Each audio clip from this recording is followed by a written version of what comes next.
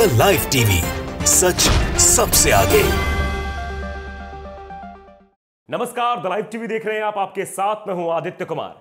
शिवसेना से बगावत करने वालों की खैर नहीं है। उनका राजनीतिक कैरियर अब संकट में आ गया है।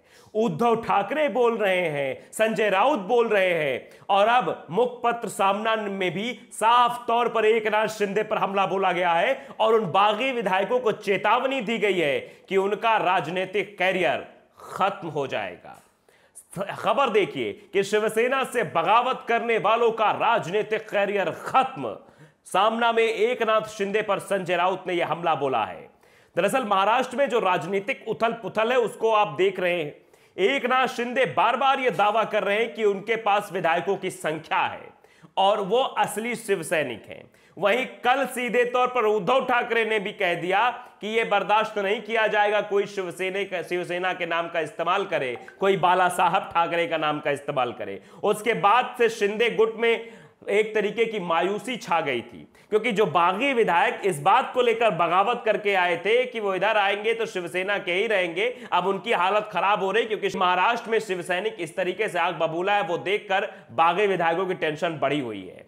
मुखपत्र सामना में कहा गया कि एकनाथ शिंदे और 40 विधायकों की बगावत कोई भूकंप नहीं है। ऐसी बातें पहले भी होती रही है। ऐसे कई झटकों से गुजरने के बाद शिवसेना का अस्तित्व भी बरकरार रहा है। इस बात का जिक्र भी सामना में किया गया कि 1990 में भी एक बगावत हुई थी, 2005 में भी एक बगावत हुई थी, लेकिन उसके बाद भी आज शिवसेना बरकरार है तो शिवसेना बरकरार रहेगी।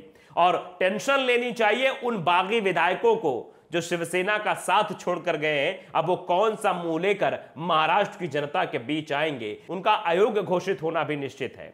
सामना में कहा गया कि एकनाथ शिंदे को मुख्यमंत्री बनने की लालसा थी, वो शिवसेना में रहकर पूरी हो सकती थी। अगर वो मुख्यमंत्री बनना चाहते थे तो शिवसेना में रहते तो हो सकता कभी न कभी मुख्यमंत्री बन जाते, लेकिन इस तरह से बगावत किया है, वे निश्चित तौर पर इस सरकार में मुख्यमंत्री बन सकते थे।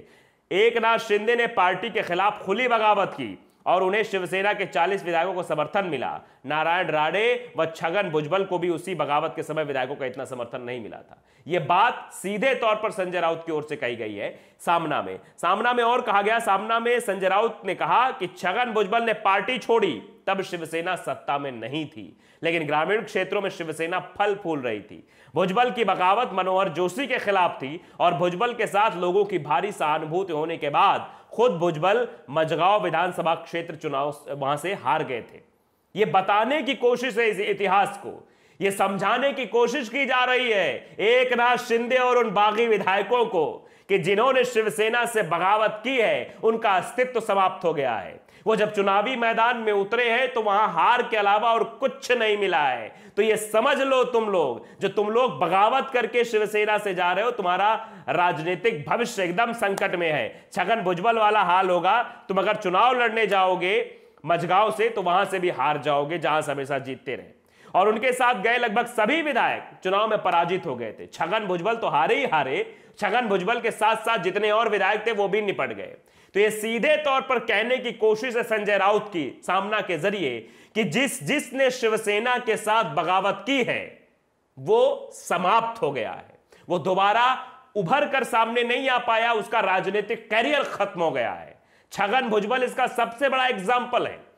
छगन भुजबल के साथ जो विधायक शिवसेना से बगावत करके गए थे एक भी चुनाव नहीं जीत पाए, क्योंकि शिवसैनिकों ने उन्हें समझाया था। शिवसैनिकों ने कायदे से इसी तरह के हालात पैदा कर दिए थे और बाद में छगन भुजबल शकल दिखाने के लिए नहीं आ पा रहे थे जनता के सामने। और शायद वही हाल एकनाथ शिंदे और उनके साथ गए बागी विधायकों का होने वाला है, क्योंकि तस्वीरें तो शायद इसी ओर इशारा कर रही हैं।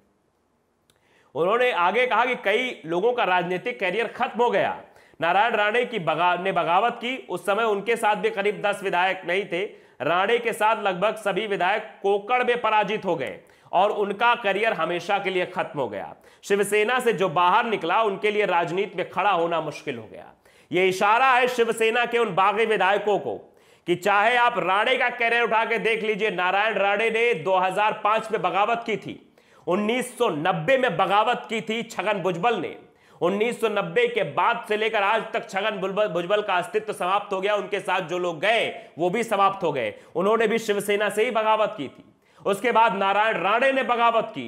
नारायण राणे ने भी अपने साथ विधायकों को लेकर कह रहे थे हम शिवसेना से अलग हो गए, ये हो गए, उनका भी राजनीतिक कैरियर खत्म हो गया। जितने लोग उनके नारायण राणे के साथ गए वो सब चुनाव हार गए। तो आप ये समझ सकते हैं कि सीधे तौर पर ये बताने और समझाने की कोशिश की है कि इतिहास इस बात का गवाह रहा है कि शिवसेना से जिसने भी बगावत की है उसको मुंह की खानी पड़ी है।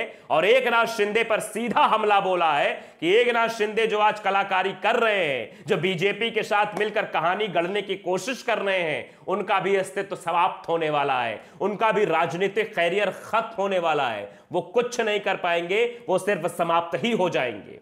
आगे कहा कि बीजेपी ने शिंदे के साथ धोखा किया, यह भी बात संजय राउत ने कही है। मुख्यमंत्री बनाने के लिए उद्धव ठाकरे ने शिंदे को वादा किया था, ऐसा कहा जाता है, इससे बगावत हुई। मुख्यमंत्री पद को लेकर वचन हो सकता है, लेकिन बीजेपी के साथ हुई 2.5 साल के मुख्यमंत्री पद के करार को बीजेपी ने तोड़ दिया। यह करार पूरा हुआ होता तो निश्चित तौर पर श्री शिंदे ही मुख्यमंत्री बने होते।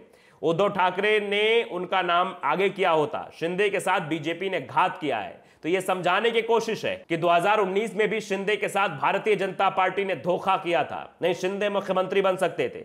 उसी बीजेपी के साथ शिंदे व उनके विधायकों का अब जाना है, यह हैरानी की बात है। यह संजय राउत बताने की भी कोशिश कर रहे हैं कि जिसने तुम्हारे साथ धोखा किया तुम आज उसी के कदमों में चले गए हो, उसी के पास चले गए हो। इतना भी नहीं सोचा कि जिस पार्टी ने तुम्हें अस्तित्व दिया, जिस पार्टी ने तुम्हें मौका देने की कोशिश की, उसके साथ तुम नहीं खड़े हो। जिसने तुम्हारे साथ धोखा किया तुम उसके साथ खड़े होने की बात कर रहे हो। यह बहुत हैरानी वाली बात है। संजय राउत ने इस ओर भी इशारा किया है।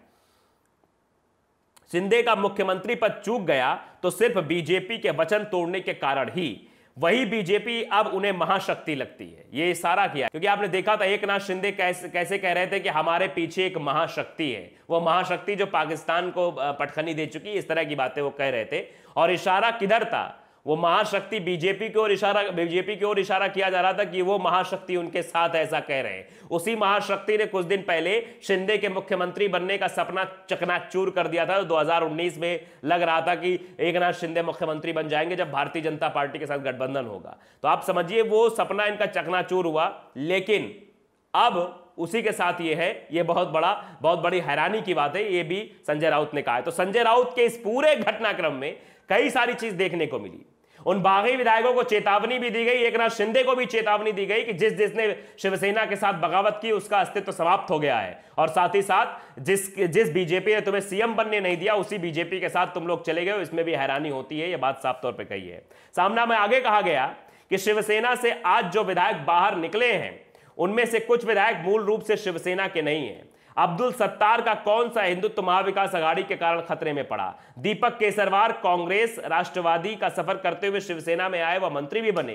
तानाजी सावंत सुहास कांदे घुमक्कड़ ही हैं, जहां की चाय वहां का न्याय, ऐसी उनकी नीति रही है। ऐसे कई लोग हैं। प्रताप सरनाइक, यामिनी जाधव, लता सोनवड़े, इन विधायकों पर ईडी व जाति सत्यापन के संदर्भ में तलवार लटक रही थी। तो यही विधायक गए हैं, यानी जो विधायक गए वो शिवसेना के पक्के वाले विधायक नहीं है। या तो वो ईडी से परेशान होकर उधर गए हैं या फिर वो अब उनका राजनीतिक अस्तित्व ही खतरे में था इसलिए चले गए हैं। तो ये साफ तौर पर बातें कही गई है। सामना के जरिए शिवसेना ने बीजेपी नेता देवेंद्र फडणवीस पर भी हमला किया है। उनको कहा कि इन तमाम घटनाक्रम के सूत्रधार देवेंद्र फडणवीस होंगे तो उन्होंने एक बार फिर गलत निर्णय लिया है। शिवसेना में बागियों को प्रोत्साहन देकर फडणवीस सरकार बनाने वाले होंगे तो वो सरकार टिकेगी नहीं। इन सभी विधायकों की भूख विकराल है और भूख का भी जिक्र किया है। उन्होंने मां को छोड़ा नहीं तो फडणवीस का क्या साथ देंगे? तो ये पूरे सामना में पूरा निचोड़ दे दिया गया है। यानी सबको चेतावनी दी गई है, सबको धमकी दी गई है। सीधे तौर पर एकनाथ शिंदे और बागी विधायकों को बता दिया गया है कि जिसने भी इतिहास में शिवसेना के साथ बगावत की वो समाप्त हो गया। और ये कह दिया कि एकनाथ शिंदे तुम जिसको आज महाशक्ति बता रहे हो 2019 में उसी ने तुमको मुख्यमंत्री नहीं बनने दिया है।